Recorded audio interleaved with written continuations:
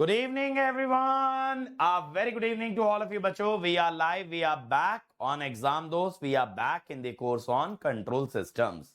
तो आज यार हम लोग क्या करने वाले हैं? We are going to conclude our discussion of Routh-Hurwitz criteria. Routh-Hurwitz criteria को आज खत्म करेंगे. And I hope everybody is ready to face the final topics of Routh criteria. इसके अलावा मैं आपके लिए ना ढेर सारे क्वेश्चन भी लेके आया हूं जिनको हम लोग प्रैक्टिस करने वाले हैं बेस्ड ऑन राउथ क्राइटेरिया. तो आपको काफी मजा आने वाला है इस लेक्चर के अंदर.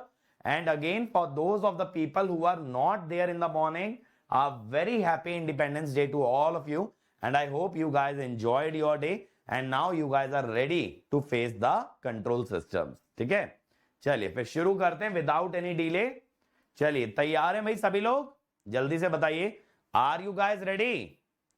Then let's get started. तो हम लोग बात करेंगे बेटा पहले कंडीशनल स्टेबिलिटी की. इसका क्या मतलब होता है? देखो यार, अगर कभी कोई सिस्टम कुछ सर्टेन कंडीशंस के अंदर, सर्टेन सर्कमस्टांसेस के अंदर स्टेबल होता है ना, तो उसे बोलते हैं कंडीशनली स्टेबल. एक्चुअली आपने राउथ के पहले लेक्चर में कुछ क्वेश्चंस किए थे जहां पे आपने के का रेंज निकाला था फॉर स्टेबिलिटी, जहां पे आपने के का रेंज निकाला था फॉर स्टेबिलिटी. तो that sort of a system is said to be conditionally stable. यहां पे हमें करना क्या होता है देखिएगा. First of all we have to form a characteristic equation, then we apply Routh criteria, then we consider that all the terms have the same sign in the first column और variable की range निकाल लेते हैं. अच्छा, आपको याद है मैंने टाइम रिस्पॉन्स में एक क्वेश्चन छुड़वा दिया था. मैंने ये बोला था यार कि ये जो है ना आपका कंडीशनल स्टेबिलिटी का है, ये जो क्वेश्चन है राउथ हर्विट्ज से होगा, जहां पे आपसे मिनिमम एरर पूछा था मेरे ख्याल से. तो वहां पे हमें के का मैक्सिमम वैल्यू डालना था. याद आ रहा है कुछ? एक क्वेश्चन में हमसे मिनिमम एरर निकलवाया था जिसके लिए हमें के का मैक्सिमम वैल्यू डालना था बच्चों. तो वहां पे हमने छोड़ दिया था उस क्वेश्चन को कि के का मैक्सिमम वैल्यू राउथ क्राइटेरिया से आता है. उसी को यहां पे आप कंडीशनल स्टेबिलिटी बोलते हो, जहां पे आप के का रेंज निकालते हो for a system to be stable. आप ये पता करते हो कि अगर सिस्टम स्टेबल होगा उसके लिए के का वैल्यू क्या होना चाहिए. That is your conditional stability. ठीक है, अब जैसे देखो यार, मान लो किसी भी एक सिस्टम के जो रूट्स है ना वो के पे डिपेंडेंट है. जैसे मान लो यहां पे के पे डिपेंडेंट है, तो अगर आप के को -2 रख दोगे तो then this will go to the right hand side, so this system will become unstable. और अगर आप के को पॉजिटिव रखोगे बेटा, अगर आप के को पॉजिटिव रखोगे तो ये लेफ्ट हाफ में रहेंगे, then in this case this is stable. यानी के की वैल्यू से इस सिस्टम की स्टेबिलिटी इंपैक्ट हो रही है. के की वैल्यू बदल देने से सिस्टम की स्टेबिलिटी चेंज हो जा रही है. यहां पे आपका सिस्टम स्टेबल था और इस सिचुएशन में आकर के सिस्टम क्या हो गया? अनस्टेबल हो गया. In such a case we call such kind of a system as conditionally stable. क्या बोलते हैं बेटा? इसको हम बोलते हैं कंडीशनली स्टेबल. ठीक है, ये बात क्लियर हो गई भाई? ये बात क्लियर हो गई? तो देखो यार, कंडीशनली स्टेबल सिस्टम में जो पोल्स होते हैं ना आपके, वो वेरिएबल होते हैं. ये या तो के का फंक्शन होते हैं या फिर ये अदर सिस्टम पैरामीटर्स का फंक्शन होते हैं. याद रखिएगा, जो पोल होते हैं आपके सिस्टम के, they are variable in nature. अगर आप के वेरी करोगे, पोल वेरी करेंगे, या सिस्टम का कोई और पैरामीटर है जो कि वेरिएबल है, उसके साथ आपके पोल्स वेरी करते हैं. और पता है यही जो होता है ना बेटा, यही आपका बेसिस बनता है रूट लोकस का. जो अगला चैप्टर आने वाला है ना कल से, रूट लोकस, उसका फंडामेंटल यही है कि आपके जो रूट्स हैं, आपके जो पोल्स हैं, अगर वो वेरी कर रहे हैं और मैं उनका पाथ ट्रेस करूं कि वो किस पाथ के अलोंग वेरी कर रहे हैं, वो कहां पे लाई कर रहे हैं, then such kind of a system is said to be conditionally stable. क्या बोलते हैं ऐसे सिस्टम को बेटा? Conditionally stable. और ऐसे डायग्राम को बोलते हैं root locus diagram. Point clear हुआ भाई? This becomes the basis of root locus diagram. Root locus का मतलब होता है बेटा जो आपकी कैरेक्टरिस्टिक इक्वेशन के रूट्स हैं उनका लोकस. लोकस माने पाथ.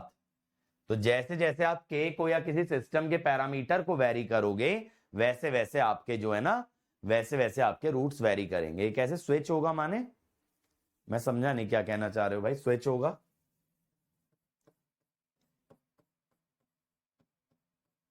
ठीक है। यहां पे के पे डिपेंडेंट थे ना बेटा रूट, के को -2 रख दिया, के को -2 रखोगे तो ये 2 + J2 बनेगा, राइट में चला जाएगा, राइट में जाते ही अनस्टेबल हो गया।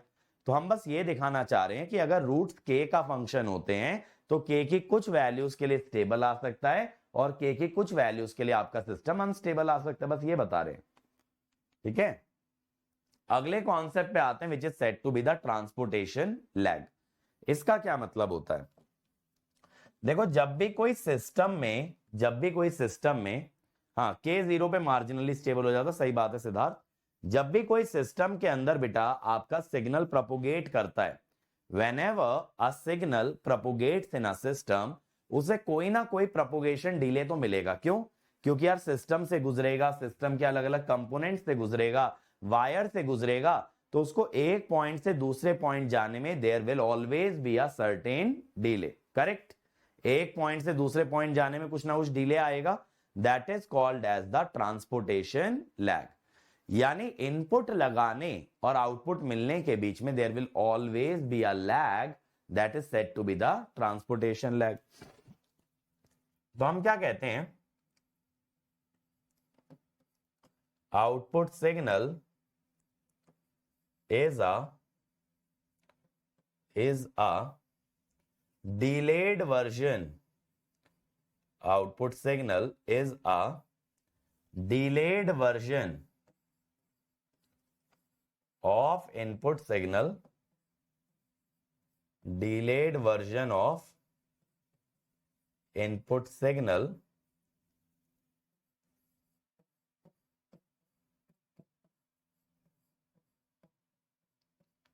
इस टाइप से आता है, ठीक है। यहां पे टी को आप क्या बोलोगे बेटा, T is said to be the transportation lag.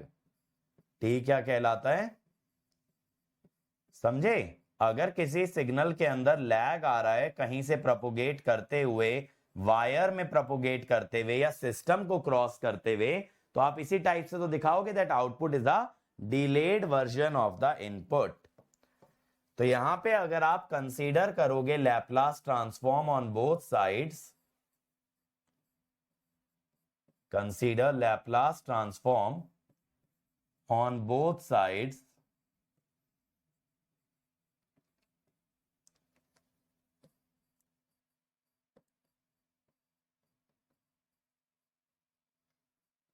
तब क्या होगा, ys e to the power minus st x of s, ठीक है। तब देखिए क्या होता है, e की power minus S T x of S ये बन जाता है। तो हम यहां पे कह देते हैं कि जो आपका ट्रांसफर फंक्शन आ रहा है ऐसे सिस्टम का, that is Laplace of output by Laplace of input, ये आ रहा है e की पावर माइनस एस टी। अब यार अगर ऐसी टर्म ऐसी टर्म राउथ के अंदर आ गई तो आप सॉल्व थोड़ी कर पाओगे। सॉल्व काहे नहीं कर पाओगे, क्योंकि राउथ के अंदर पॉलिनोमियल चलते हैं। This is not a polynomial, this is not a algebraic term, this is an exponential term, ठीक है।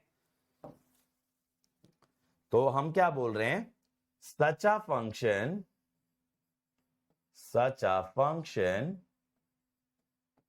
cannot be directly used in Routh criteria,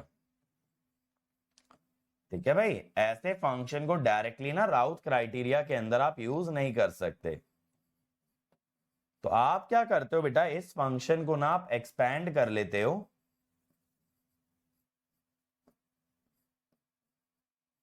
Taylor series की फॉर्म में,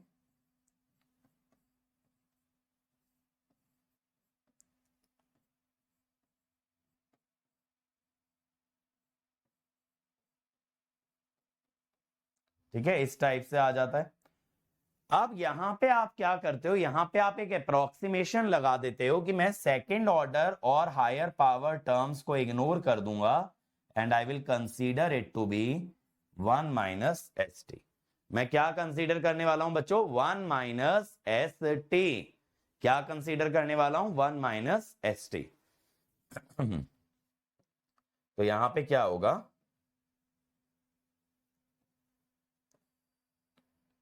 ये आ गया आपका फंक्शन। अब मान लो किसी भी फंक्शन के अंदर अगर आपको ये फंक्शन दे रखा है e की पावर माइनस एस टी, तो आप उसे ऐसे पॉलिनोमियल में तोड़ लेंगे, लेकिन ऐसा सिर्फ और सिर्फ किसके लिए करते हैं, ओनली फॉर राउथ, ओनली फॉर राउथ और रूट लोकस। रूट लोकस में भी कर सकते हो, ठीक है। तो ये जो राउथ और रूट लोकस को पता है टाइम डोमेन अप्रोचेस बोला जाता है। जो भी अप्रोच लैपलास डोमेन की होते हैं ना, उसको टाइम डोमेन ही बोल देते हैं। हम ये नहीं कहते कि 3 अप्रोचेस हैं, Laplace domain, time domain, frequency domain. हम लैपलास वाले को भी टाइम डोमेन बोल देते हैं। तो टाइम डोमेन वाली अप्रोचेस के लिए आप ये अप्रोक्सीमेशन चलाते हो। मैं आपको एग्जाम्पल से अगर बताऊं, मान लो जीएस दे रखा है,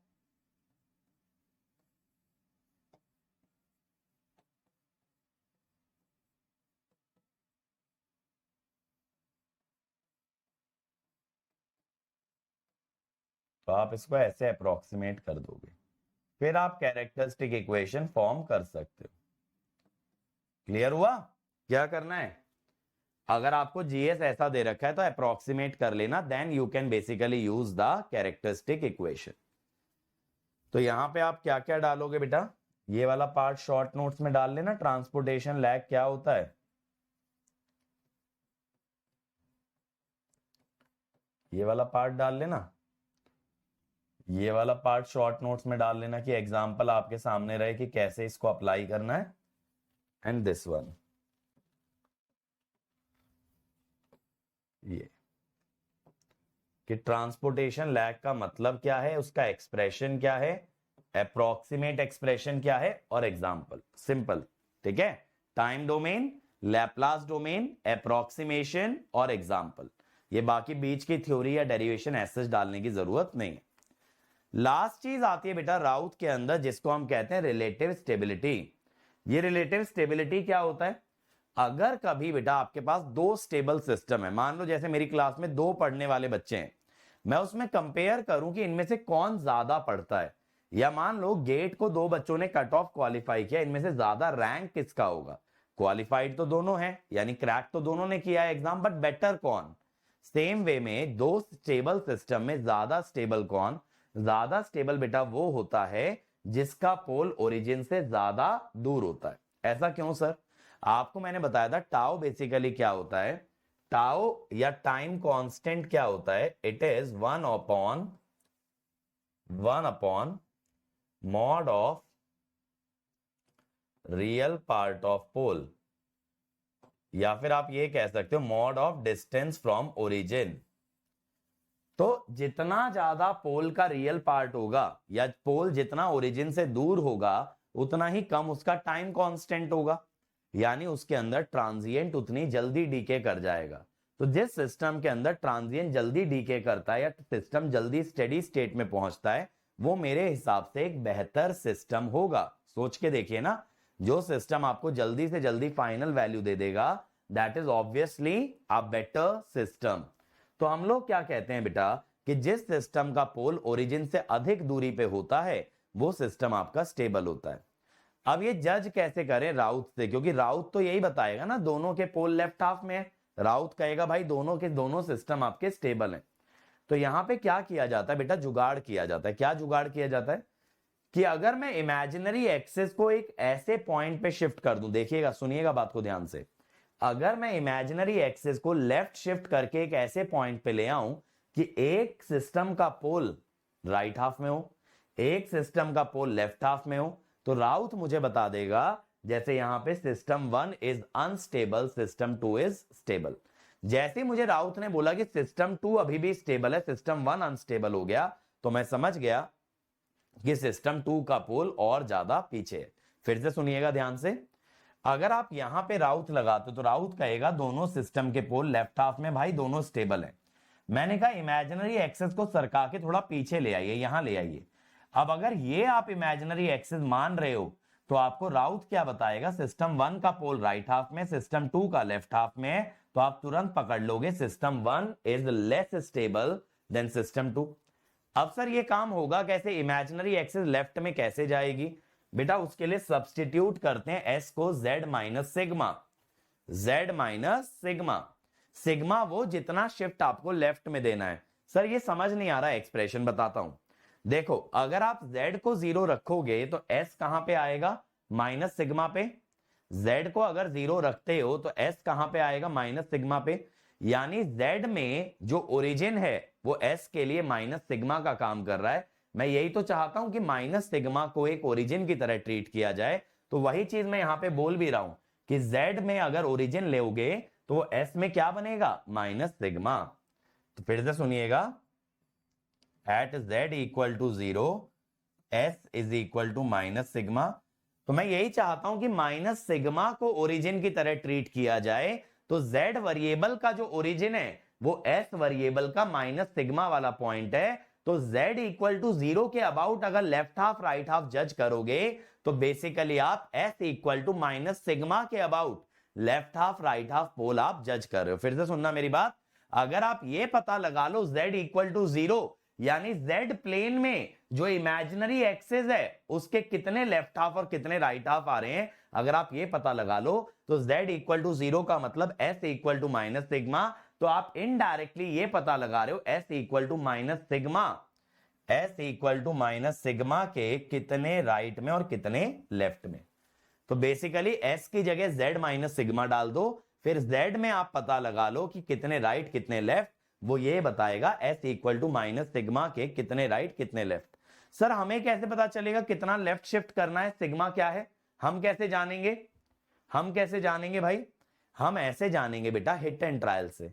हम तब तक लेफ्ट शिफ्ट करते जाएंगे जब तक दो में से एक सिस्टम अनस्टेबल ना हो जाए। जैसे ही दो में से एक सिस्टम अनस्टेबल हो गया तो जो भी पहले अनस्टेबल होगा वही आपका लेस स्टेबल कहलाएगा। जो भी पहले अनस्टेबल हो जाएगा that will be called as less stable.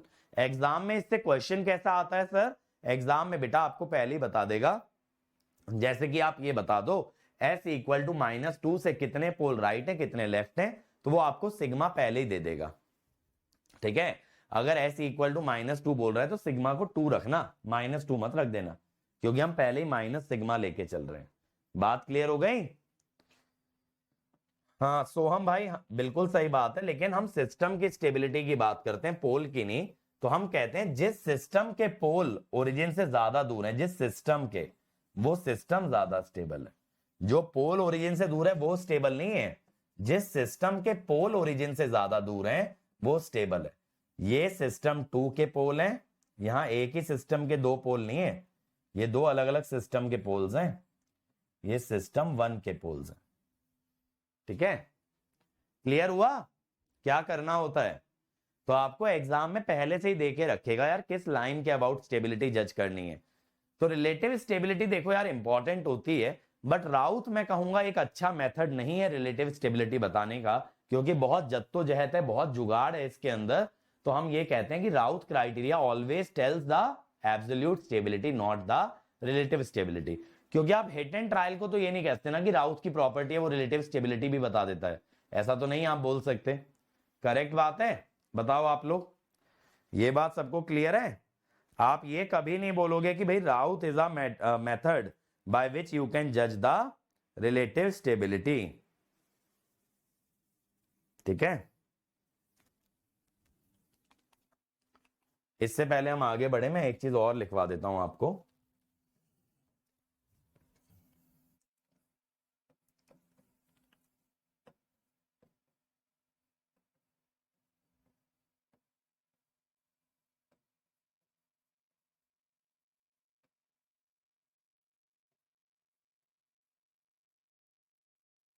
Limitations of the राउथ criteria. अब देखो लिमिटेशन सबसे पहले क्या होता है कि भैया ये तभी लग सकता है जब कैरेक्टरिस्टिक इक्वेशन में सारे के सारे टर्म एल्जेब्रिक हो या सारे के सारा एक पॉलिनोमियल हो, या आप ये कह सकते हो कि कैरेक्टरिस्टिक इक्वेशन के कोएफिशिएंट रियल हो। Only applicable when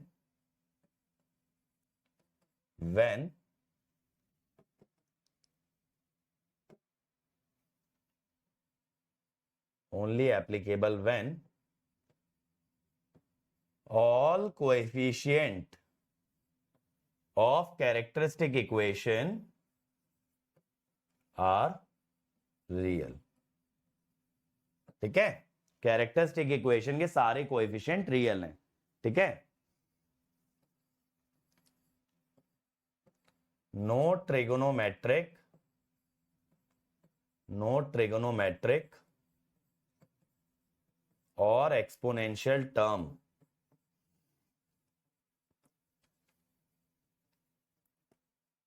is allowed. कोई भी ट्रिग्नोमेट्रिक या एक्सपोनेंशियल टर्म अलाउड ही नहीं होती है. ठीक है भाई.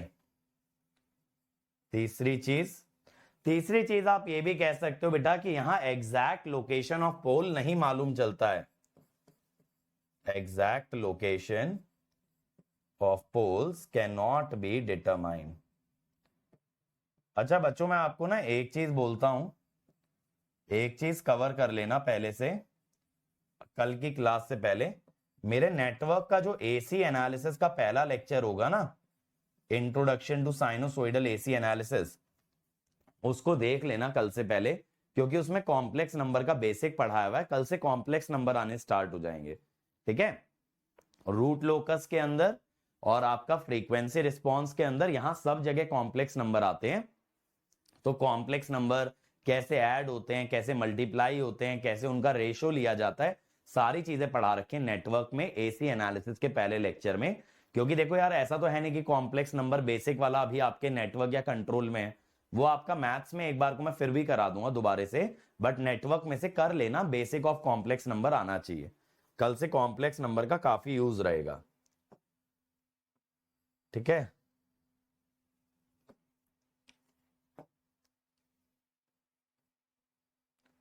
Can only determine. राउथ क्राइटेरिया सिर्फ क्या बताता है बेटा? एब्सोल्यूट स्टेबिलिटी, कि कोई सिस्टम आपका स्टेबल है या नहीं है. Can only determine absolute stability. Relative stability के लिए आपने जुगाड़ सेट कर लिया, वो अलग बात है, लेकिन रिलेटिव स्टेबिलिटी के लिए बना नहीं है राउथ क्राइटेरिया. तो फिर सर रिलेटिव स्टेबिलिटी एक्चुअली कैसे निकालते हैं, हम देखेंगे बेटा जब हम लोग जाएंगे ना फ्रीक्वेंसी रिस्पॉन्स में. वहां पे टेक्निक होती है जिसको हम बोलते हैं, क्या बोलते हैं, gain margin and the phase margin. Exponential का बेटा अगर मान लो कॉम्प्लेक्स एक्सपोनेंशियल आ गया तब तो नहीं है ना जुगाड़. ठीक है, इसीलिए मैंने बोला है एक्सपोनेंशियल का आप जुगाड़ कर रहे हो, लेकिन एज सच अलाउड नहीं होता है राउथ क्राइटेरिया के अंदर. चलो आ जाओ. ये कह रहा है above polynomial has two roots on j omega axis b. बताइए, करो जरा इसको सॉल्व. इसके दो रूट्स इमेजिनरी एक्सिस पे आ रहे हैं.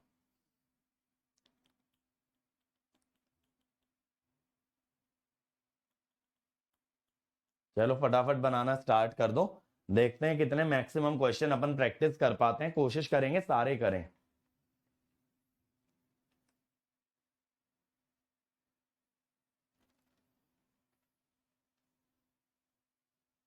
अनिमेश कह रहे हैं 3/4. बाकी लोग बताओ.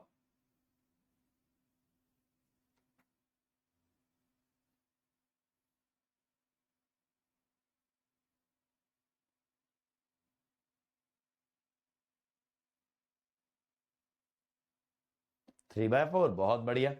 कल देखो मैंने थर्ड ऑर्डर सिस्टम का आपको शॉर्टकट सिखाया था. करेक्ट.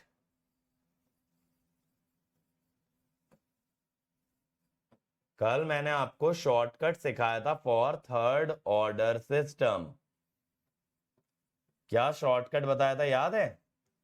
कि अगर inner product equal to external product then marginally stable, तब मेरा सिस्टम मार्जिनली स्टेबल है. और इसके दो पोल इमेजिनरी एक्सिस पे लाई करते हैं.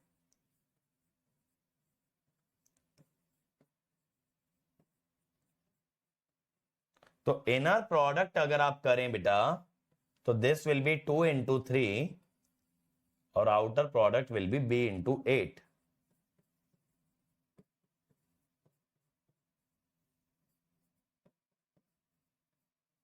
ये आ गया 3/4। ठीक है, बहुत बढ़िया। अभी ज्वाइन हुए हो, ये वाला लेक्चर तुम तो शुरू से देख रहे हो ना कंट्रोल सिस्टम, तो अब तो प्रैक्टिस ही कर रहे हैं। बिल्कुल कर सकते हो प्रैक्टिस भाई। लेट काहे हो गए, कहीं झंडा फहराने गए थे क्या आज चीफ गेस्ट बन के? भाई बताओ। Comment on the stability of the system.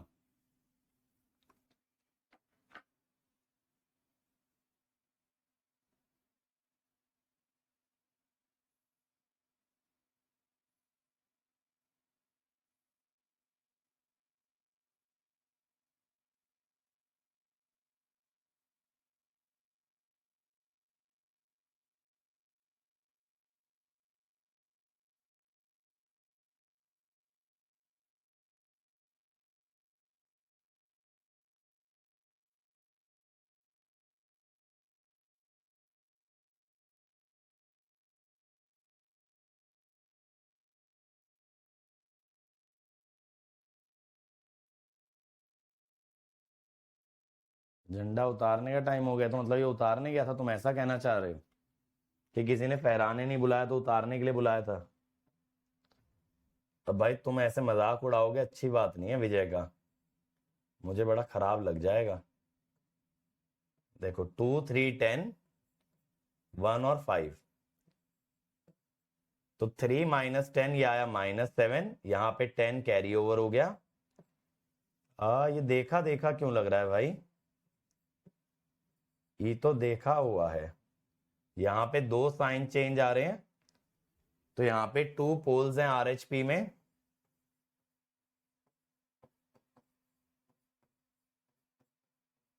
तो ये हो गया अनस्टेबल। ठीक है, हाँ। अगला देखो, calculate the range of S such that, S की रेंज बतानी है अलग अलग कंडीशंस में, बताइए जरा। ये जो है ना, ये क्वेश्चन बेसिक मैथ्स का है, बट ये काफी काम आती है इनइक्वालिटी सॉल्व करना। मतलब आपको इनइक्वालिटी सॉल्व करने तो आना ही चाहिए।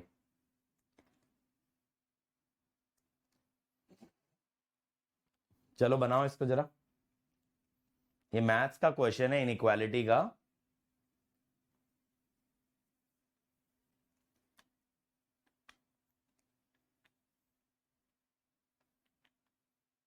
चलो विजय भाई, अच्छी बात है, क्लास नहीं आ पा रहे, कोई बात नहीं, देश के काम तो आ रहे हो।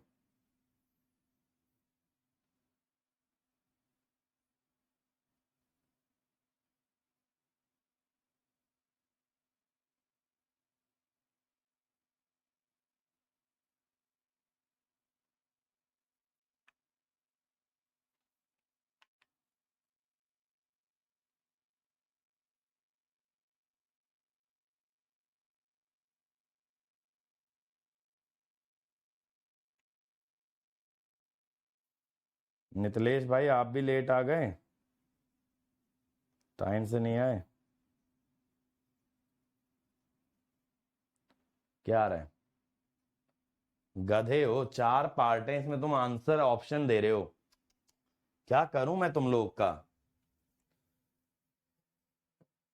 यहां पे भाई 4 पार्ट हैं, ये पहला पार्ट है। तो पॉजिटिव आने के लिए 2 केसेस बनते हैं, ये भी पॉजिटिव ये भी पॉजिटिव, यानी कि s - 1 greater than 0, s - 2 greater than 0, s greater than 1, s greater than 2। तो आप ये कह देते हो दिस इज, इसका इंटरसेक्शन क्या होगा? s greater than 2। दूसरा बनता है नेगेटिव नेगेटिव, कि दोनों ही नेगेटिव हो जाएं, तो s - 1 less than 0, s less than 1, s less than 2। ठीक है, तो यहां पे इंटरसेक्शन हो जाता है s लेस देन 1। तो यहां पे आपका फर्स्ट वाले पार्ट का ये कंडीशन हो जाता है -∞ से 1, 1 से छोटा, या फिर 2 से लेके इंफिनिटी, ऐसा रेंज बताना था। ठीक है, और इक्वालिटी साइन नहीं आ रहा, इसीलिए मैं ओपन ब्रैकेट यूज कर रहा हूं। इसको ओपन इंटरवल बोलते हैं। राउंड ब्रैकेट का मतलब क्या होता है? Open interval. Second, greater than equal to 0। Greater than equal to लगा देने से क्या होगा बेटा, ये जो आपकी रेंज आएगी ना, ये क्लोज्ड सॉरी माइनस इंफिनिटी पे क्लोज नहीं लगता, कभी भी इंफिनिटी पे क्लोज नहीं लगता। अरे यार, यहां पे यूनियन आएगा,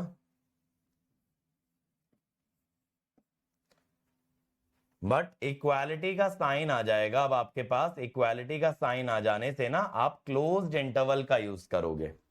क्लोज्ड इंटरवल, ठीक है, ये समझ में आ रहा है? इसका मतलब है क्लोज्ड इंटरवल 1 और 2 इंक्लूडेड रहेंगे जब इक्वालिटी का साइन भी है, और जब इक्वालिटी का साइन है ही नहीं तो 1 और 2 आपके इंक्लूडेड नहीं रहेंगे। क्लियर हुआ? अब लेस देन 0,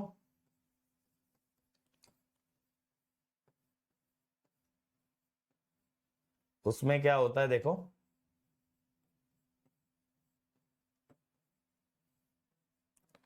या तो ये पॉजिटिव हो और ये नेगेटिव हो,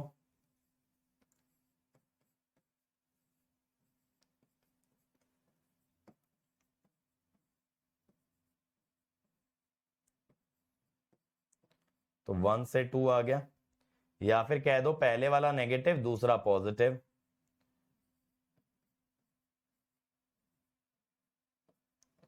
तो ये हुआ 1 से छोटा और 2 से बड़ा। ऐसा तो हो ही नहीं सकता, ऐसा तो पॉसिबल ही नहीं है ना कि 1 से नंबर छोटा हो और 2 से बड़ा हो। तो इसका आंसर क्या आ गया भाई? इसका आंसर आ गया 1 से 2। ओपन ब्रैकेट ही लगाना। फोर्थ वाले में लेस देन इक्वल टू कह रहा है, तो यहां पे आप क्लोज ब्रैकेट लगाना या क्लोज इंटरवल लेना। ठीक है, ये समझ में आया? तो इस तरह से इनइक्वालिटी सॉल्व की जाती है, बट इसे करने का एक आसान तरीका भी होता है। वो तरीका क्या होता है? देखो ऐसे होता है कि आप ना टाइमलाइन पे अपने रूट्स मार्क कर लो। जैसे 1 है और ये 2 है, तो यहां पे ऐसा वेवी कर्व बन जाता है। कैसा कर्व बन जाता है? वेवी, वेव जैसा।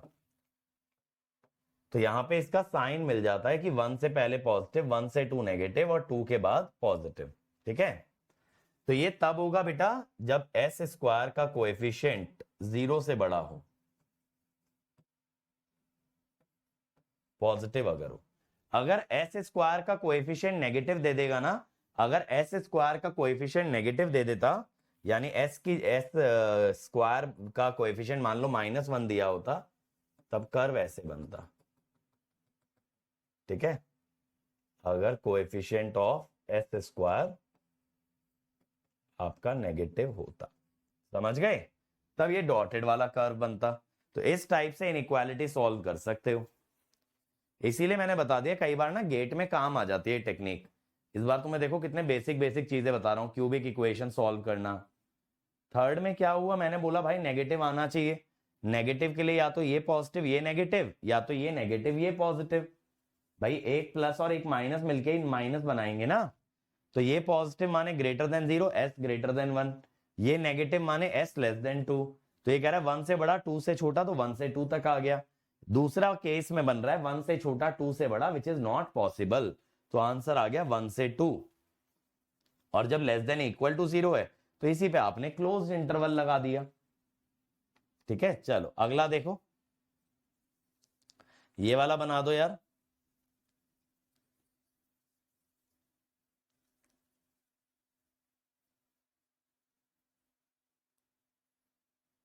अब ये वाला ना सीधे कर्व से बनाना।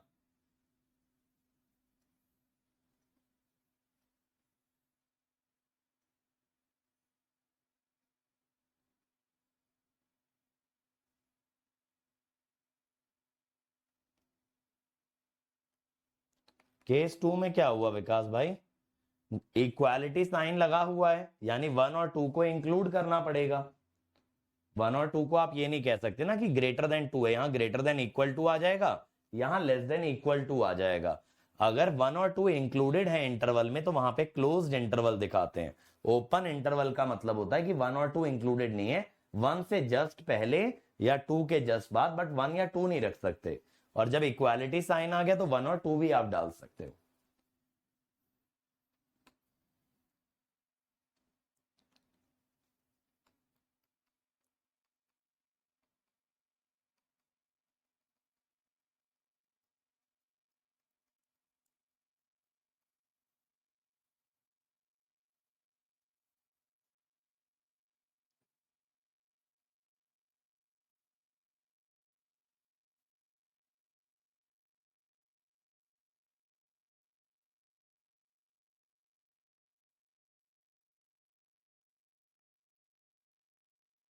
सर वाला एक बार बता देंगे,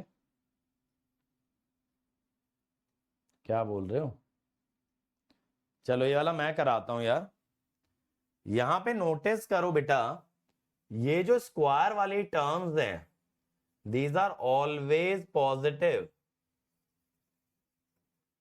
तो इन्हें तो कंसीडर करने की जरूरत ही नहीं है। ठीक है, ये दोनों तो हमेशा पॉजिटिव हैं, need not consider, they need not be considered.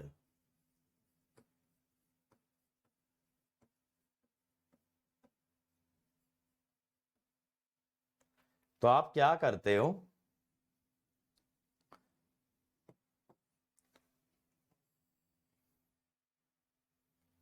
सबसे पहला काम तो क्या करो ना, इस डीएस को ऐसे बना लो स्टैंडर्ड फॉर्म में। ये जो 3 माइनस ऐसे ना, इसको S-3 कर लो, तो एक माइनस साइन आ गया ना बेटा। तो अब 1 और 3 आपने टाइमलाइन पे मार्क कर लिए, ये माइनस साइन आ गया बाहर। माइनस साइन आ जाने की वजह से क्या होगा, ग्राफ आपका ना ऊपर से नीचे से चालू होगा ऐसे। ये देखो positive, sorry negative, positive negative. अब पहला केस देखिएगा, ds ग्रेटर देन 0। ठीक है, ग्रेटर देन 0 के लिए क्या बोलोगे, 1 से 3। ठीक है, second greater than equal to, इसमें आप क्या कहोगे भाई, 1 और 3 को इंक्लूड कर लो, बट 0 तो ये यहां पे भी हो सकता है ना बेटा, 0 तो ये 2 और 4 पे भी हो सकता है ना, 0 तो ये 2 और 4 पे भी हो सकता है ना। करली ब्रैकेट का मतलब है बस ये 2 पॉइंट, ऐसा नहीं इंटरवल। करली ब्रैकेट का मतलब होता है पॉइंट। तो हम ये कह रहे हैं कि 0 का मतलब ये हुआ कि 0 तो 2 और 4 पे भी आएगा। समझ के देखो, 0 तो आपका 2 और 4 पे भी आ जाएगा ना, तो 2 और 4 को भी ऐड कर लिया मैंने कि 1 से 3 तक ले लो, या 2 और 4 भी आप डाल सकते हो, उस पे भी 0 ही मिलेगा। थर्ड क्या है, लेस देन 0। अब लेस देन 0 देखो नेगेटिव कहां कहां पे आ रहा है, एक तो माइनस इंफिनिटी से -1, और सॉरी माइनस इंफिनिटी से 1, और 3 से इंफिनिटी, और लेस देन इक्वल टू 0 कहां पे आ रहा है, इसके लिए क्लोज्ड इंटरवल लोगे,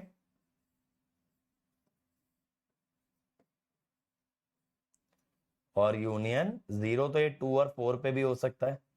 करली ब्रैकेट इंटरवल नहीं बताते हैं, करली ब्रैकेट सिर्फ पॉइंट बताते हैं। क्या बताते हैं, पॉइंट बताते हैं। ठीक है, तो देखो बहुत सारे बच्चे 2 और 4 को लेना भूल गए, तो जब भी इक्वल टू 0 आ रहा है तो 2 और 4 पे भी तो 0 ही आएगा ना, ये तो रूट्स है ना इसके, तो इसको भी ऐड करना पड़ेगा, इसको भी इंक्लूड करना पड़ेगा। ठीक है, और पीके भाई ऐसे काहे आंसर दे रहे हो, 1 से 2, 2 से 3, 1 से 3 दे दो ना सीधे, यूनियन में काहे छोड़ रहे हो।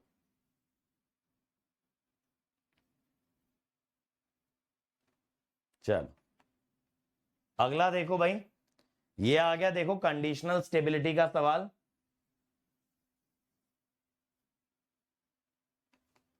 अच्छा हाँ, 2 को एक्स्ट्रा लेने की क्या जरूरत है, सही बोल रहे हो। 2 तो वैसे देखो इसके अंदर ही आ गया ना बच्चों, 1 से 3 में ही 2 आ गया। यहां पे आपको कहना पड़ेगा 2 हटाओ, क्योंकि 2 पे 0 आ जाएगा ना, सुनो ध्यान से, 2 हटाओ, यहां पे 2 हटाना पड़ेगा, यहां पे तो 2 हटा हुआ ही है और यहां पे लेना पड़ेगा, ठीक है। यहां देखो 2 लेने की जरूरत नहीं है क्योंकि 1 से 3 में 2 आ रहा है। यहां पे 2 हटाना पड़ेगा क्योंकि 2 पे ये 0 हो जाएगा, 2 में ये 0 हो जाएगा। अच्छा हाँ, लास्ट वाले में 4 इंक्लूडेड है, सही बोल रहे हो, लास्ट वाले इंटरवल में 4 इंक्लूडेड है, तो 2 आपको इंक्लूड करना पड़ेगा, समझे। लास्ट वाले में आपका 4 इंक्लूडेड है तो आपको सिर्फ 2 ऐड करना पड़ेगा और यहां पे 2 हटाना पड़ेगा क्योंकि 2 पे आपका 0 आ जाएगा। 1 से 3 के बीच में 2 भी पड़ता है, 2 पे 0 आ रहा है तो 2 आपको हटाना पड़ेगा, ठीक है, 2 आपको हटाना पड़ेगा। बात क्लियर हो गई। और पता है, अगर इसका ऐसे अगर आपको एक्चुअल ग्राफ बनाना हो पूरा कि 2 वगैरह भी दिखाना है, मैं आपको बताता हूं कैसे बनता है। अगर आपको 2 और 4 भी दिखाना होता है ना तो कैसे दिखाते हैं, जब आपकी स्क्वायर वाली टर्म होती है 1 2,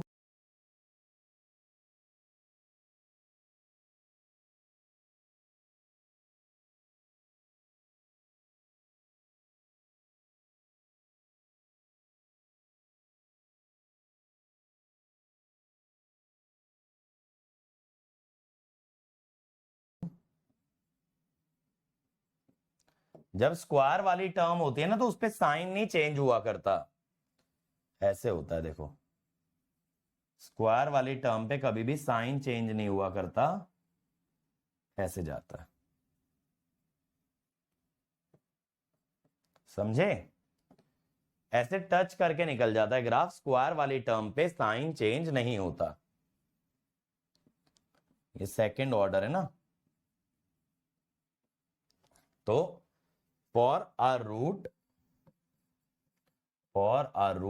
of even order, for a root of even order, sign of polynomial does not change। आप इस तरह भी दिखा सकते हो, sign of polynomial does not change, तो आप 0 पे टच करा के निकाल दो।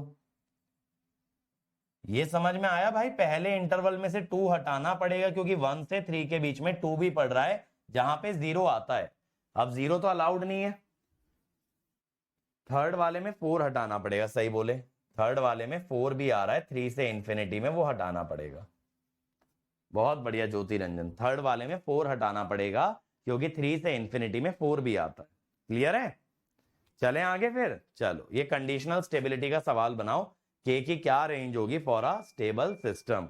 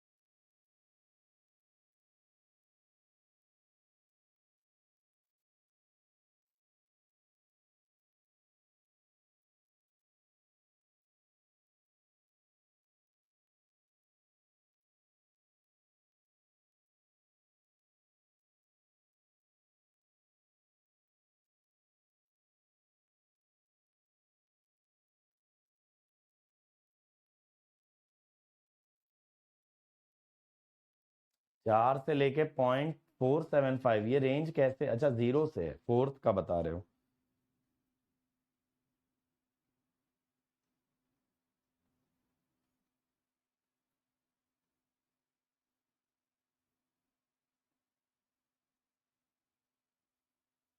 बाकी लोग बताओ भाई।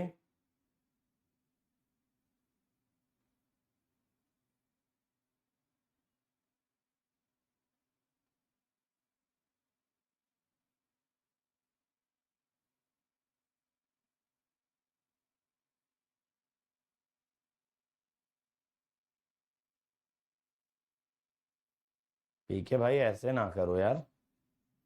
चलो देखें।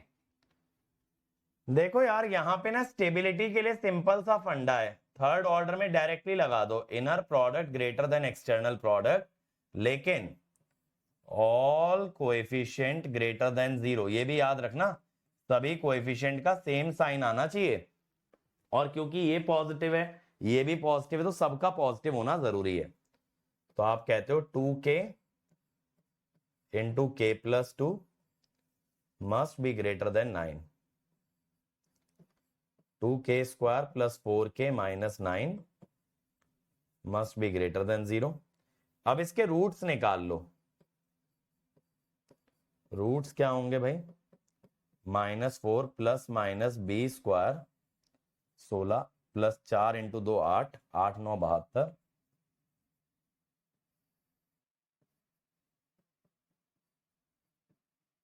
रूट 88 को 2 से बाहर निकाल लिया।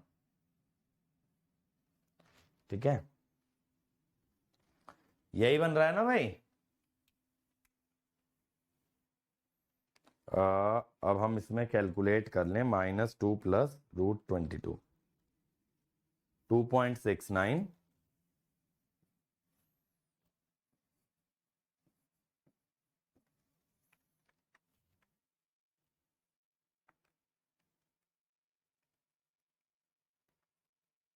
-6.69। ठीक है, अब टाइमलाइन पे अगर आप इसको प्लॉट करोगे बच्चों,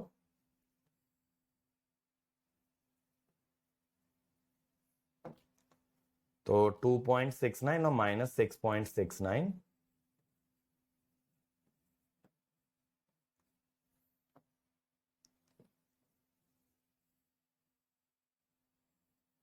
तो आपके पास दो रेंज आ गई ना, क्योंकि ग्रेटर देन 0 की आपने बात की थी। यहां पे आपने ग्रेटर देन 0 की बात की थी बेटा। अगर इस पे आप ध्यान दें, you are talking about greater than 0, तो यहां से दो रेंज निकली, या तो -6.69, सॉरी, k लेस देन -6.69, या फिर k ग्रेटर देन 2.69। अब ये दूसरी कंडीशन उठा लो, ऑल कोएफिशिएंट ग्रेटर देन 0, तो यहां पे 2k must be greater than 0, तो k पॉजिटिव आना चाहिए। k plus 2 must be greater than 0, k must be greater than -2। इन दोनों का जो इंटरसेक्शन है, एक कह रहा है -2 से बड़ा, एक कह रहा है 0 से बड़ा, एक कह रहा है -2 से बड़ा, एक कह रहा है 0 से बड़ा, that is k greater than 0। कितना आएगा? k greater than 0। ठीक है, अच्छा, डिनोमिनेटर में 4 होगा, सही बोले।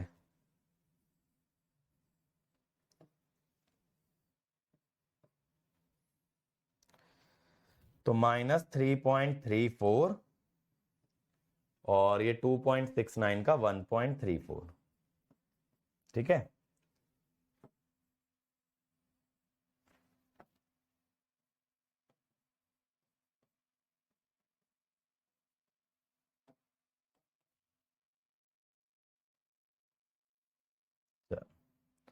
अब एक कह रहा है k ग्रेटर देन 0। देखो, k greater than 0, intersection k less than -3.34, intersection k greater then 1.34। ठीक है, सॉरी,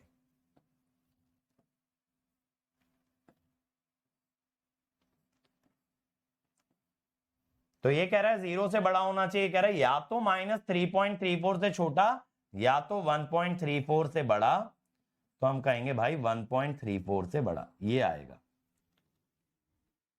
ठीक है, 1.34 से बड़ा ये आ रहा है। क्या k ग्रेटर देन 4.5 नहीं बोल सकते डायरेक्टली? कैसे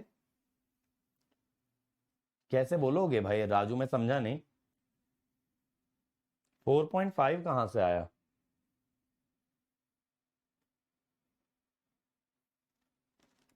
ये तो नहीं कर रहे हो 2k ग्रेटर देन 9, बट ऐसा तो कोई रूल नहीं होता कि second term must be greater than fourth term. Product वाला रूल तो होता है, बट ये कौन सा रूल ले आए? ठीक है, answer will be k greater then 1.34। और पी के भाई सुधर जाओ, ये जल्दी के चक्कर में गलतियां करनी छोड़ दो। ठीक है, क्लास में फर्स्ट आकर के कोई फायदा नहीं है अगर गलत आंसर निकालते हो। चलो अगला ट्राई करो। Range of K such that the system is stable.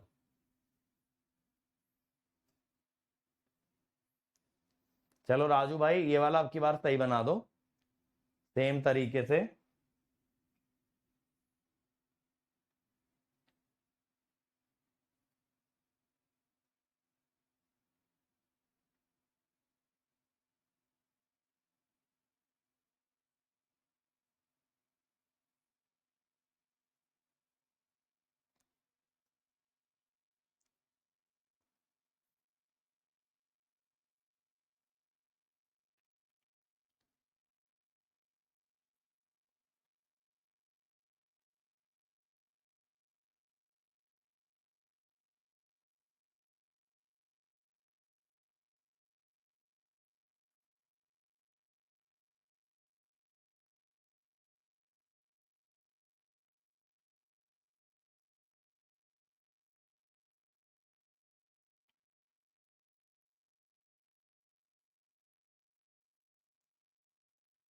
चलो ये वाला निकाल दो राजू भाई,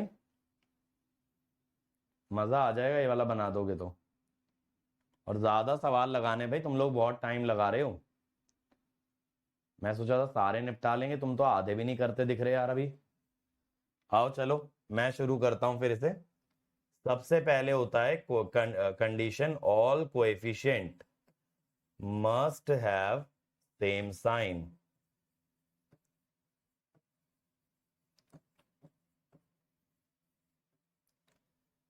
तो भाई पहले -2 के ग्रेटर देन 0, के लेस देन 0, और k + 2 ग्रेटर देन 0, के ग्रेटर देन -2। दोनों का इंटरसेक्शन, एक कह रहा है -2 से बड़ा, एक कह रहा है 0 से छोटा, तो दोनों का इंटरसेक्शन जो आएगा वो आएगा -2 से लेके 0। पहला तो ये आ गया। फिर क्या कहोगे कि inner product greater than external product.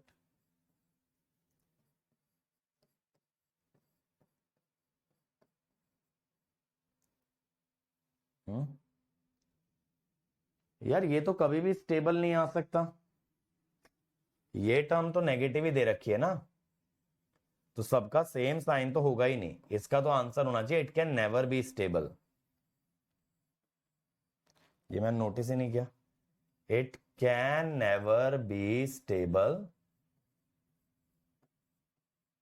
क्यों sir? All terms can never have same sign. Necessary condition violate हो गई ना, नेसेसरी कंडीशन वॉयलेट हो गई ना। पहली टर्म का कोएफिशिएंट है 1 जो कि पॉजिटिव है, और लास्ट वाला है -9 जो कि नेगेटिव है, तो ये तो कैन नेवर बी स्टेबल आएगा। हाँ हाँ, 9 का कोएफिशिएंट नेगेटिव है तो ये कभी भी स्टेबल नहीं आएगा। मैंने 9 को पॉजिटिव रीड कर लिया था। चलिए अगला देखिए, अब की बार 9 को पॉजिटिव कर दिया। चलो बनाओ, इसका आधा काम तो तुम कर ही चुके होगे। चलो मैं भी शुरू कर लेता हूं। All coefficient same sign. अब क्योंकि 1 और 9 पॉजिटिव हैं तो मैं कहता हूं ग्रेटर देन 0, तो हम कह रहे हैं -2k is greater than 0, k less than 0 हो गया, k + 2 ग्रेटर देन 0, तो k ग्रेटर देन -2 हो गया। तो एक कह रहा है -2 से बड़ा और एक कह रहा है 0 से छोटा। ठीक है,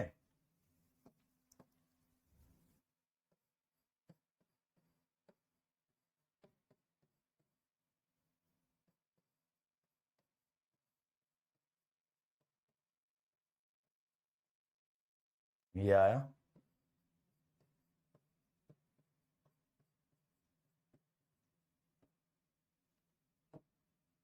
सारा मैं राइट हैंड साइड ले गया। अब यहां पे इसके रूट्स निकाल लेते हैं यार।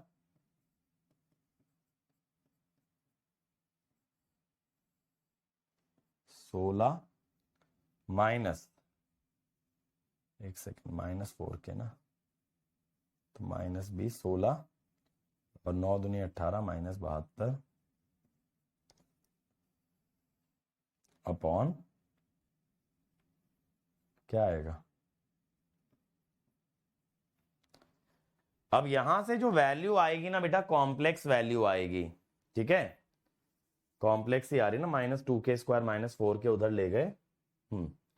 तो यहां से वैल्यू कैसी आ रही है, कॉम्प्लेक्स। अब k कॉम्प्लेक्स तो हो नहीं सकता, ठीक है, यहां से क्या आ रहा है, k can not be complex,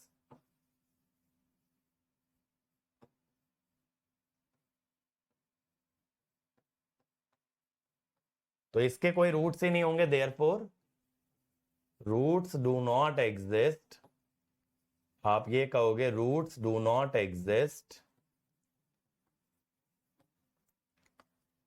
तो k की हर वैल्यू के लिए अगर मैं -1 डालूं तो -1 के लिए -4 डाल के देखना जरा, -4 डालूंगा तो ये हो जाएगा 16 दूनी 32, 41 -16। So for all values 2k² + 4k + 9 is greater than 0, which violates, ये हमेशा पॉजिटिव आ रहा है, which violates required condition, that means it is unstable। k के जो रूट्स है ना वो कॉम्प्लेक्स आ रहे हैं, कॉम्प्लेक्स रूट्स अलाउड नहीं होते।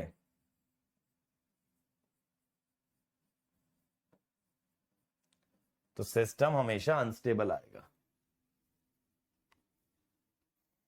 मार्जिनली स्टेबल होगा, कंप्लीट स्टेबल नहीं, कॉम्प्लेक्स रूट्स आ रहे हैं बेटा, अनस्टेबल आएगा। -4k कैसे आएगा बेटा, ये -2k² -4k इधर ले जाऊंगा तो +4k ही तो बनेगा। देखो s की वैल्यू कॉम्प्लेक्स हो सकती है, s is a complex number, लेकिन k की वैल्यू थोड़ी ना कॉम्प्लेक्स हो सकती है। k की वैल्यू कॉम्प्लेक्स आ रही है माने इसके रूट्स एग्जिस्ट नहीं करते, रूट्स एग्जिस्ट नहीं करते तो ये कहीं से भी रियल एक्सेस को क्रॉस नहीं करेगा। ये जो आप ग्राफ बनाते हो ना, ये कट कहां पे करता है, रूट्स पे कट ही नहीं करेगा। तो इसकी वैल्यू पॉजिटिव आएगी या नेगेटिव, k की कोई वैल्यू डाल के देख लो ना यार। मैंने k को हाईली नेगेटिव डाल दिया, -4 डाल दिया, तो ये आया 32 -16 कितना बन गया, 16 + 9 25। तो पॉजिटिव आया ना, नेगेटिव आ ही नहीं रहा है, समझ रहे हो। ये कट ही नहीं करेगा जब तक रूट्स नहीं होंगे। हाँ तो आप ये कह सकते हो for stability no such value of k exist, ठीक है, ये बिल्कुल कह सकते हो रोहन भाई, किसी भी k के लिए स्टेबल नहीं आएगा।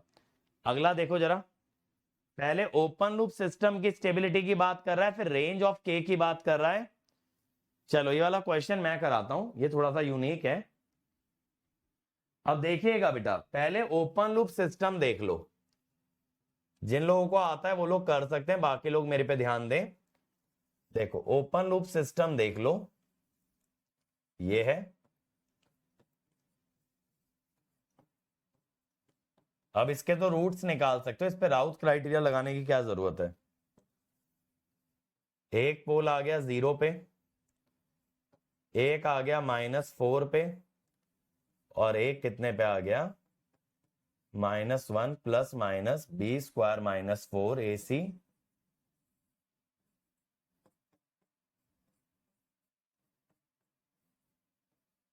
ये हो गया लेफ्ट हाफ प्लेन, ठीक है, ये भी हो गया आपका लेफ्ट हाफ प्लेन, और ओरिजिन वाला कहां पे आ गया, इमेजिनरी एक्सिस पे। तो ये सिस्टम कैसा हो गया बेटा, open loop system is marginally stable.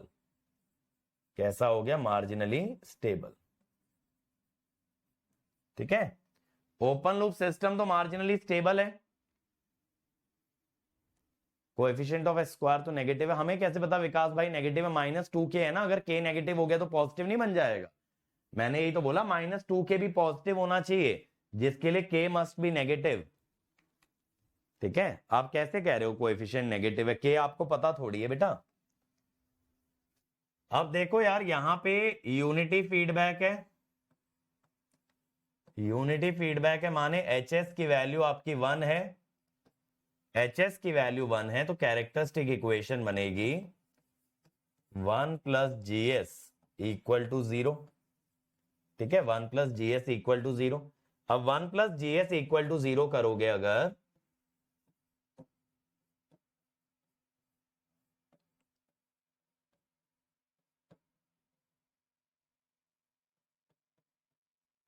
ये बन गया s की पावर 4, 4s स्क्वायर, तो 4s square plus s square 5s square,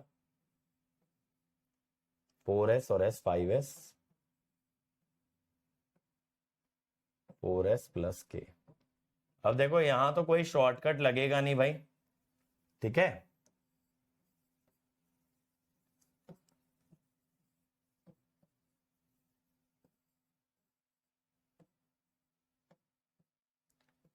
S square क्या हो गया, 25 minus 4 21, 84 by 5 minus 5k bye 21/5।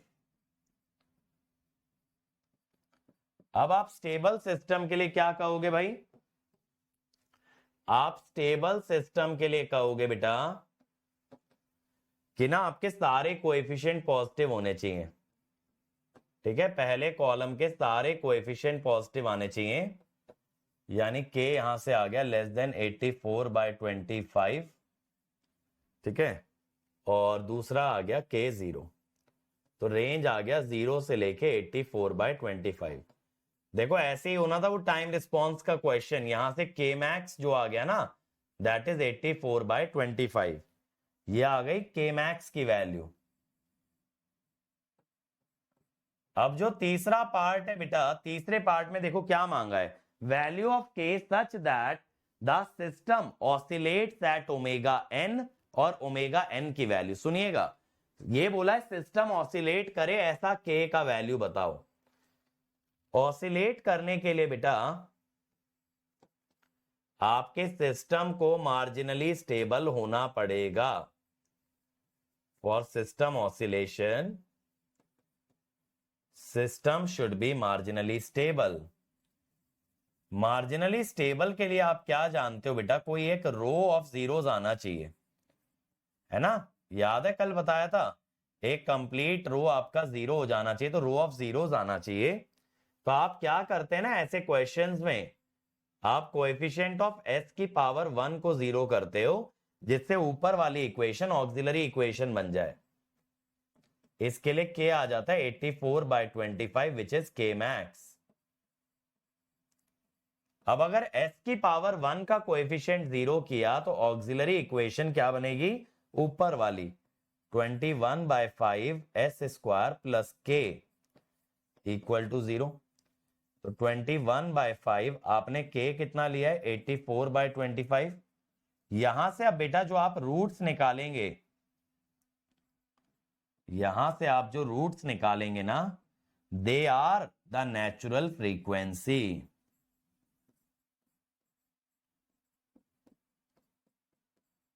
.89 आ रहा है, तो ये जो रूट्स इमेजिनरी एक्सिस पे लाई कर रहे हैं ये आपकी नेचुरल फ्रीक्वेंसी बता रहे हैं। तो आपके पास k का वैल्यू भी आ गया और आपके पास नेचुरल फ्रीक्वेंसी भी आ गई। तो इस क्वेश्चन को संभाल के रखिएगा, इस टाइप का क्वेश्चन आपको करने आना चाहिए।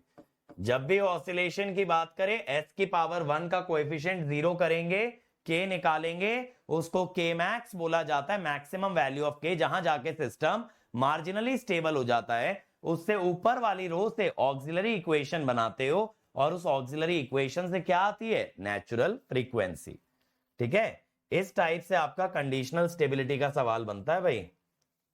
पॉइंट क्लियर हो रहा है, इस टाइप से आपका कंडीशनल स्टेबिलिटी का सवाल बनता है, ठीक है भाई। चलिए हाँ जी, अब ये देखो जरा, ये देखो सिमिलर टाइप का क्वेश्चन है, फटाफट कर दो यार इसको। ओपन लूप सिस्टम की स्टेबिलिटी पे कमेंट करना है, क्लोज लूप सिस्टम की, और के की वैल्यू बतानी है for which the close loop system is marginally stable. ये थर्ड पार्ट कैसे निकलेगा, s की पावर 1 का कोएफिशिएंट जीरो करके। चलो भाई come on everybody.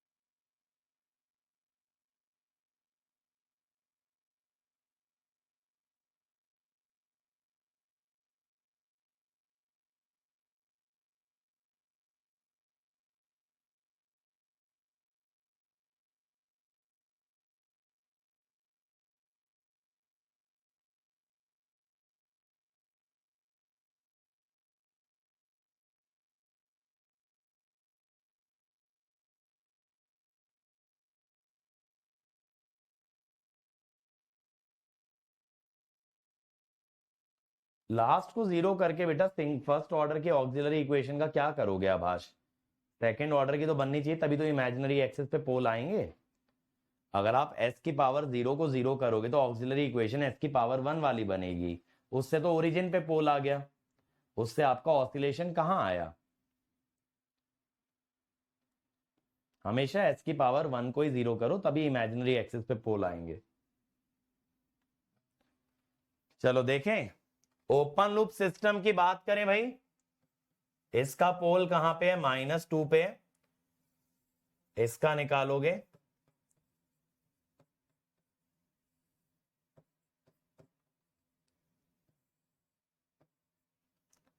-1 plus -j, ये लेफ्ट हाफ में ही तो आ गए दोनों पोल, तो इसीलिए आप क्या कहोगे? Open loop system is stable. आप क्या कहोगे बेटा? स्टेबल है। अब यहां पे यूनिटी फीडबैक दे रखा है तो HS होगा 1, तो कैरेक्टरिस्टिक इक्वेशन क्या हो गई? 1 प्लस GS इक्वल टू 0। ठीक है, अब यहां से क्या बनेगा? S क्यूब, ठीक है, plus 2s square plus 2s square, s cube plus 2s square plus 2s square 4s square, फिर 2 और 4s और 2s 6s plus 2 plus 4 plus k। अब ये तो थर्ड ऑर्डर है ना भाई, तो आप स्टेबल सिस्टम कब बोलोगे? थर्ड ऑर्डर के लिए आप बोलोगे inner product greater than external product. Inner product कितना बनेगा? 4 इंटू 6 24, और एक्सटर्नल बनेगा 4 plus k।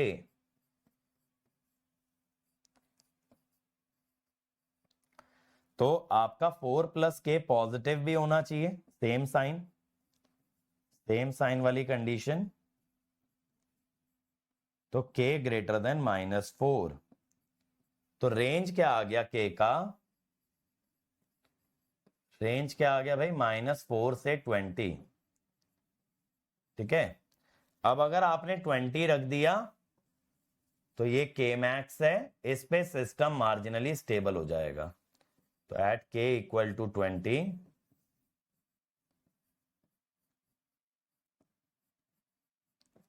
System is marginally stable.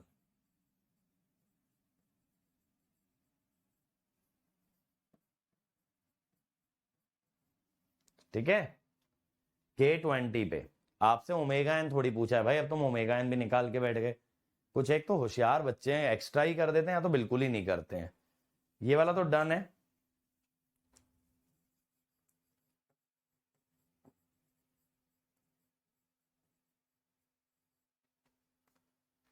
ये देखो जरा, characteristic equation of a close loop system with negative feedback is given like this. ये दे रखी है, के बताना है फॉर मार्जिनली गेबल, नहीं मार्जिनली स्टेबल। नहीं तो कहोगे सर गेबल क्या होता है? Marginally stable. चलो करना।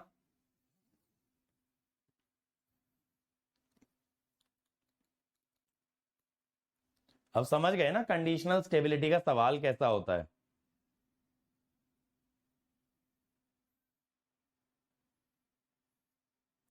क्या हुआ रौनक भाई?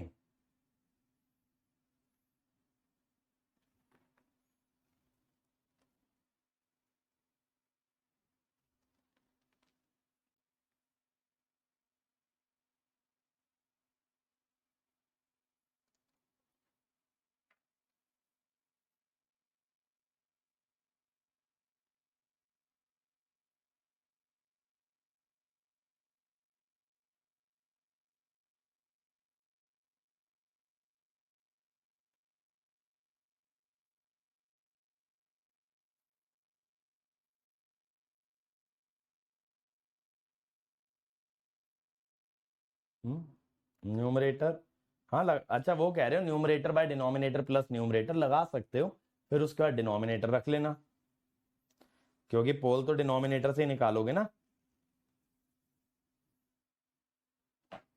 लेकिन सिर्फ यूनिटी फीडबैक में चलता है रौनक भाई। चलो मैं स्टार्ट कर रहा हूं इस क्वेश्चन को।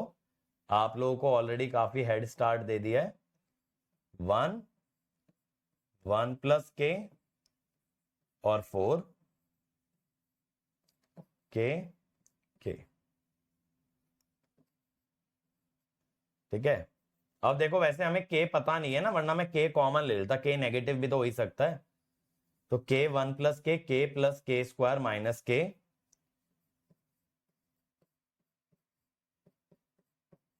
और ये 4 कैरी ओवर हो गया। एस की पावर 1 के स्क्वायर माइनस 4 के बाई के विच इज के माइनस 4, और एस की पावर 0 4। अब मार्जिनली स्टेबल के लिए कोएफिशिएंट ऑफ एस की पावर 1 आप 0 कर दो, तो के आ गया 4। ठीक है, के आ गया आपका 4। रेंज थोड़ी पूछा है, के की वैल्यू पूछी है। भाई क्वेश्चन तो देखो भाइयों, तुम्हें बनाना आ गया इसका मतलब थोड़ी है कि तुम हर बार मर्जी का आंसर निकाल दोगे। वैल्यू वो बताओ जो मांगी है सवाल में। अच्छा, आज तुम लोगों को नोटिस आ गया होगा बेटा कि आज रात को मशीन्स का टेस्ट है, ठीक है, 10 बजे। अब कंट्रोल का टेस्ट थर्सडे लगाएंगे, ठीक है। कंट्रोल का टेस्ट थर्सडे लगाएंगे। अगले संडे मशीन और कंट्रोल दोनों का लगाने की कोशिश करूंगा। अगले संडे तुम्हारी कोई एक्स्ट्रा क्लास नहीं है। अच्छा, एक चीज और बताओ मुझे, कंट्रोल में ना 2 एक्स्ट्रा क्लास लेनी है। काहे लेनी है? क्योंकि सैटरडे ऑफ देना है, तो मैं सोच रहा हूँ एक थर्सडे एक फ्राइडे कर लें, ऐसा करके कर लें। तो सैटरडे तुम्हारा कंट्रोल का ऑफ हो जाएगा। सैटरडे में ट्रैवल कर रहा हूँ, किस टाइम लगा सकते हैं बस ये बता दो। ये मत कहना रात को लगा लो, भाई रात को मेरे बस की नहीं है। थर्सडे और फ्राइडे मुझे एक एक एक्स्ट्रा क्लास लेनी है, 1.5 घंटे की। कोई बात नहीं राजू भाई, तुमने आंसर सही निकाल दिया, अच्छी बात है।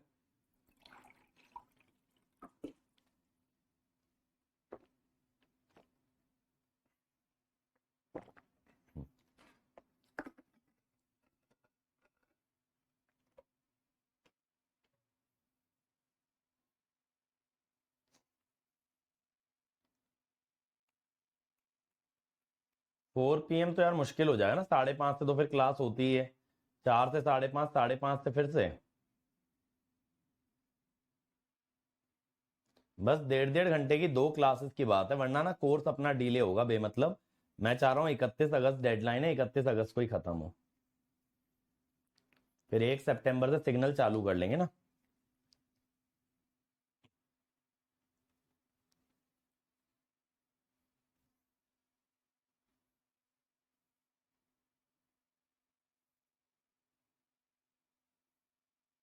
नेक्स्ट संडे कर लें। अब यार संडे की क्लासेस मुश्किल हो जाएंगी। अब मेरी वाइफ और डॉटर लौट के आ रहे हैं ना, अब थोड़ा सा मुझे टाइम फैमिली की तरफ भी देना पड़ेगा। अभी तो मैं 24 घंटे तुम ही लोगों के लिए लगा रहता हूँ। अब मैं कोशिश करूंगा एक्स्ट्रा क्लास ना ही लूँ इसके बाद, क्योंकि मशीन में भी इस हफ्ते ऑन ट्रैक आ जाएंगे, कंट्रोल में तो चल ही रहे हैं ट्रैक पे। 11:30 लगा देते हैं फिर, 11:30 से 1, ठीक है।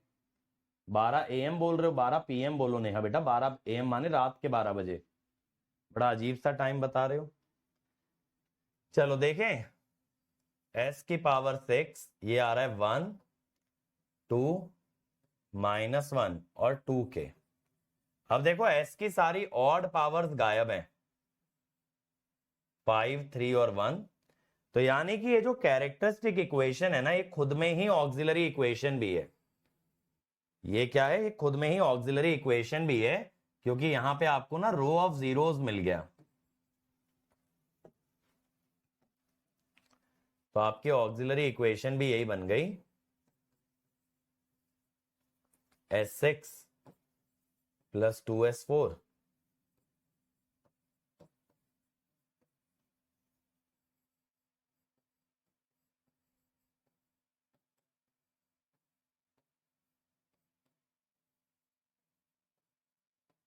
इसमें से 2 कॉमन निकाल लो यार, करेक्ट।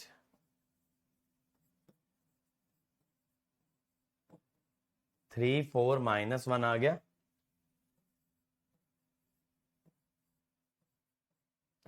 तो यहां कैरेक्टरिस्टिक इक्वेशन और ऑक्सिलरी इक्वेशन, ठीक है, कैरेक्टरिस्टिक इक्वेशन और ऑक्सिलरी इक्वेशन जो है आपकी आइडेंटिकल हो गई। 6 -4 2 हो गया, 2/3 -3 माइनस +1 तो -2 हुआ, -3 + 1 हुआ -2, तो -2/3 और यहां पे आ गया 2k। बाप रे, बड़ा लंबा सवाल है ये तो। 8/3 और +6/3 14/3 अपॉन 2/3 7। ठीक है, फिर ये हो जाएगा -2/3 -6k।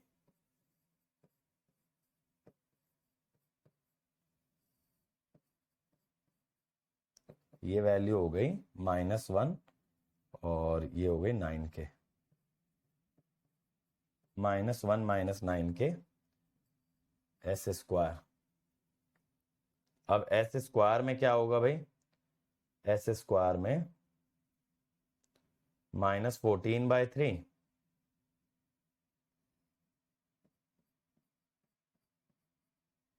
ठीक है, माइनस +2/3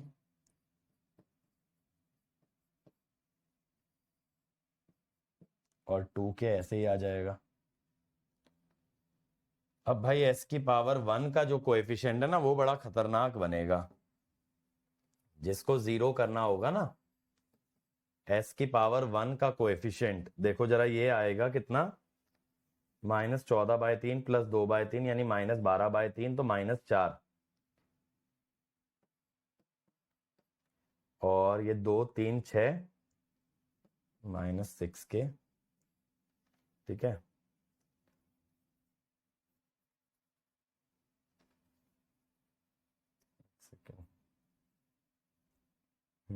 ठीक है, सही बनाया ना, 14/3 और ये वाला प्लस सही बनाया, -2k। ओ हो, इसीलिए मैंने सोचा तुम लोगों का ओपिनियन पोल करा लिया जाए। अब कौन से वाला बिगड़ेगा, ये तो साथ ही आएगा, ये वाला प्लस आ जाएगा, प्लस प्लस -2k, यही बनेगा ना, यहाँ पे प्लस। ठीक है, ये बना इंटू -1 + 9k -7 इंटू 2k। अच्छा, इसके नीचे 7 भी है ना,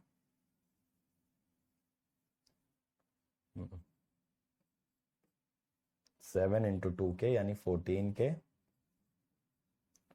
divided by 6k -4/7।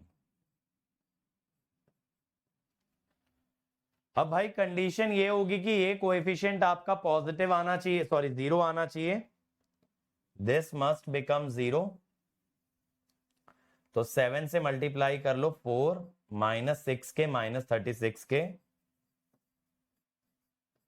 +54k², 14 7 98, this must become 0।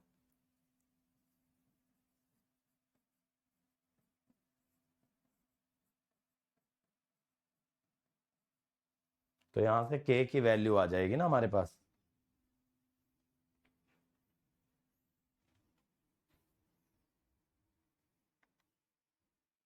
ये बताओ ये इक्वेशन सही बन रही है।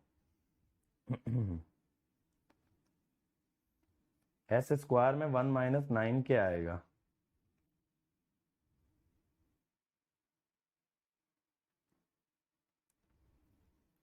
-1 - 9k था।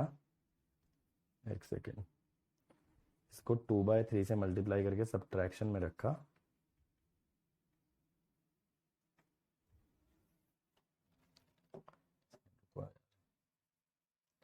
हमने 2/3 मल्टीप्लाई किया, ठीक है, माइनस किया, तो यहाँ पे 1 - 9k बचेगा ना।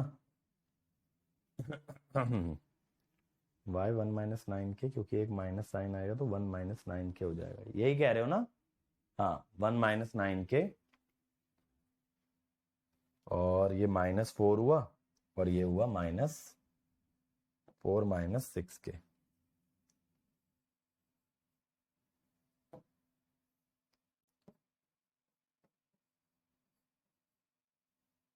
ठीक है, अब यहाँ पे 4 हुआ, माइनस प्लस 6 के और माइनस 36 के, प्लस 6 के माइनस 36 के,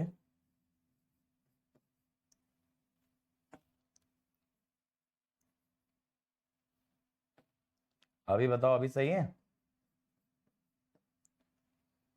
54 k² उधर ले चलो, 54 k² माइनस 68 k माइनस 4, यही आ रहा है क्या? -1 + 9 k, अब तो सही बन रहा है ना ये? बोलो भाई पीके और आदित्य।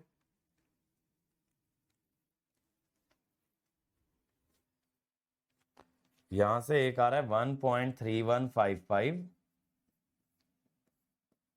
ठीक है, और दूसरा आ रहा है -0.0563। आप मैक्सिमम वाली वैल्यू चूज करते हो तो ये आ जाएगा, ठीक है। -2/3 आ रहा था मेरा, आ रहा है मेरा, कैसे आ रहा है -2/3? क्वाड्रेटिक नहीं बन रही क्या तुम्हारी?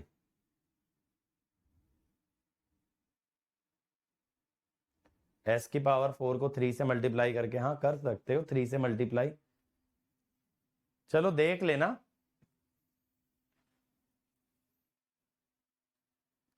के -2/3 आ रहा है, -2/3 इतना सिंपल कैसे निकाल दिए यार?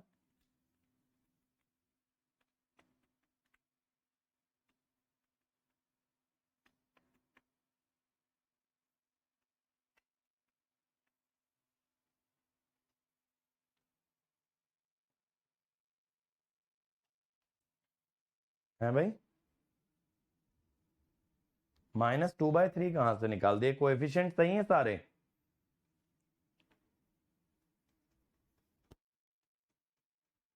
ये -4 बन रहा है, ये -6 k बन रहा है, तो वही मैंने डाला है, इंटू -1 + 9 k डिवाइड बाय 7, और नीचे वाली टर्म से तो मैटर ही नहीं करता, -6 k -4/7, 7 का मैंने एलसीएम ले लिया, इनको मल्टीप्लाई कर लिया। इक्वेशन तो यही बननी चाहिए, s² का कोएफिशिएंट ग्रेटर देन 0, s² का कोएफिशिएंट ये वाला अगर करोगे तो ये कितना बन रहा है? -4 -6 के। बट हमें तो मार्जिनली स्टेबल करना है ना, स्टेबल थोड़ी करना है। बताओ s² का कोएफिशिएंट ग्रेटर देन 0 काहे कर रहे हो? हमें तो मार्जिनली स्टेबल करना है ना यार। वैसे कितना आ रहा है? -4 -6 के आ रहा है, तो अगर -4 -6 के आप पॉजिटिव भी कर रहे हो तो k लेस देन -2/3 आ रहा है? तो k लेस देन -2/3 आ रहा है ना, पॉजिटिव कोएफिशिएंट के लिए। बट अगर नेगेटिव करोगे k ग्रेटर देन 2/3, नेगेटिव अगर करोगे, ये भी नेगेटिव ये भी नेगेटिव, तभी तो इमेजिनरी पे आएंगे, यही आंसर आएगा यार। s³ का 7 नहीं आएगा, 14/3 आएगा s³ का। कैसे? यहाँ पे 2 × 4/3 हुआ 8/3 और प्लस 6/3, तो दैट इज 14/3 अपॉन 2/3। 2/3 से डिवाइड नहीं कर रहे बेटा आप हर्ष, इससे डिवाइड भी तो करोगे। देखो हमें क्या करना पड़ेगा ना, पीके भाई ध्यान से सुनना, हमें ये कोएफिशिएंट नेगेटिव करना पड़ेगा। अगर तुम कर भी रहे हो ये चीज, coefficient of s² must be negative. क्यों? ताकि ये दोनों नेगेटिव हो जाएं और पोल इमेजिनरी पे आ जाए। तो k ग्रेटर देन 2/3 आएगा, -4 -6 के ग्रेटर देन 0।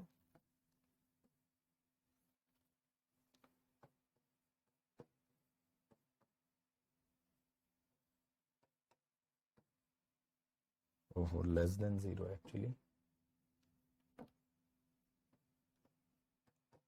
तो केस इधर चला गया। और फिर दूसरा इसका कोएफिशिएंट भी आप पॉजिटिव कर दो, k less than 0, sorry negative कर दो, ये भी k ग्रेटर देन 0 आ जाएगा। तो दोनों का इंटरसेक्शन पता है क्या हो जाएगा, k ग्रेटर देन 0। मैं यहां पे ये चीज कह रहा हूं, पता है मैं यहां पे क्या कह रहा हूं, कि अगर ये दोनों टर्म नेगेटिव आ गई, या तो दोनों पॉजिटिव आ जाएं या तो दोनों नेगेटिव आ जाएं। अगर ये दोनों टर्म नेगेटिव आ गई तो इसके जब रूट्स निकालोगे ना ऑक्सिलरी के, तो इमेजिनरी पे आएंगे। वही तो चाहिए मार्जिनली स्टेबल सिस्टम के लिए, कि इमेजिनरी एक्सिस पे रूट्स आ जाएं। पॉइंट समझ रहे हो? अगर यहां पे आप सॉल्व करोगे, ये टर्म भी नेगेटिव, ये टर्म भी नेगेटिव, तो इसके रूट्स अपने आप इमेजिनरी पे बनेंगे, क्योंकि माइनस साइन कैंसिल हो जाएगा। जैसे मान लो -s² - 4 आया, तो इसके रूट्स होंगे +-j2। वही तो मुझको चाहिए, ठीक है। चलो एक लास्ट क्वेश्चन कर दो, maximum value of k for a system to be stable. ये ओपन लूप ट्रांसफर फंक्शन दिया है। रौनक भाई अभी तो मैंने बताया था मार्जिनली स्टेबल सिस्टम के लिए या ऑसिलेटरी सिस्टम के लिए s की पावर 1 का कोएफिशिएंट हमेशा 0 करते हैं। कराया नहीं था अभी ये कंडीशनली स्टेबल वाला सिस्टम जिसमें ओमेगा n भी निकाला था, वहां भी तो सेम फंडा लगाया था। s की पावर 1 का कोएफिशिएंट 0 करोगे, उससे ऊपर वाली रो ऑक्सिलरी इक्वेशन बनेगी, उससे आपके रूट्स इमेजिनरी एक्सिस पे आएंगे, तभी तो सिस्टम मार्जिनली स्टेबल बनेगा। अरे अभी यही तो जवाब दिया भाई आदित्य भाई, रौनक को भी तो सेम आंसर दिया।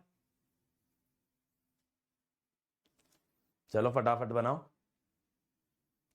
और अभी जस्ट यही क्वेश्चन कराया था कंडीशनल स्टेबिलिटी का, अगर आप लोगों को याद हो, जिसमें आप लोग फटाफट ओमेगा n निकाल रहे थे।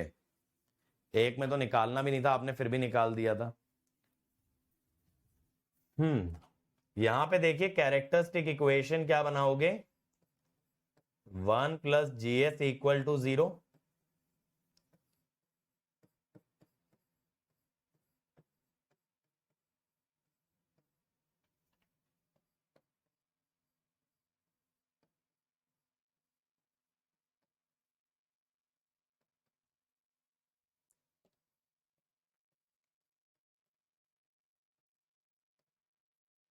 -40 और -s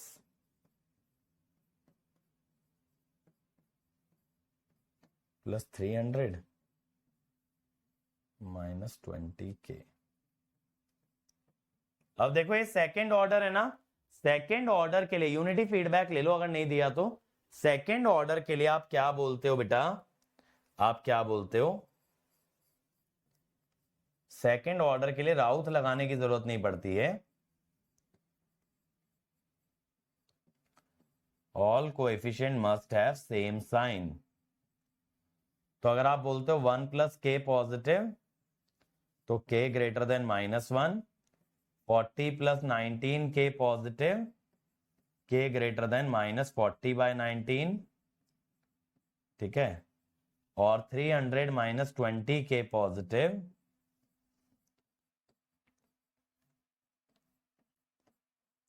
k लेस देन 15। तो मैक्सिमम वैल्यू ऑफ k आ गई 15 बी, ठीक है। Maximum value of k is 15। एक और बना ले क्या? चलो एक और लास्ट बना दो। ये क्वेश्चन करना, the Routh Hurwitz is given for a third order characteristic equation as AB0 CD0 10 - k/2 और k, the value of ABCD for which the system is marginally stable. ये सिस्टम मार्जिनली स्टेबल होना चाहिए, ABCD का value बता दो।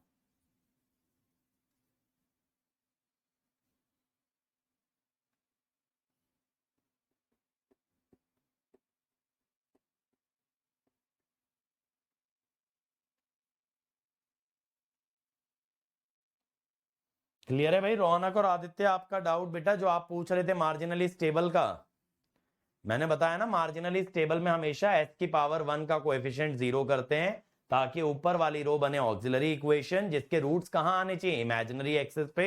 Imaginary axis पे root आने के लिए ना ये c और d का सेम साइन होना चाहिए।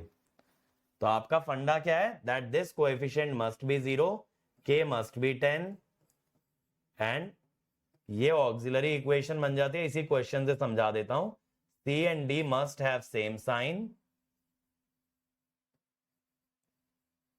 For roots to lie on imaginary access.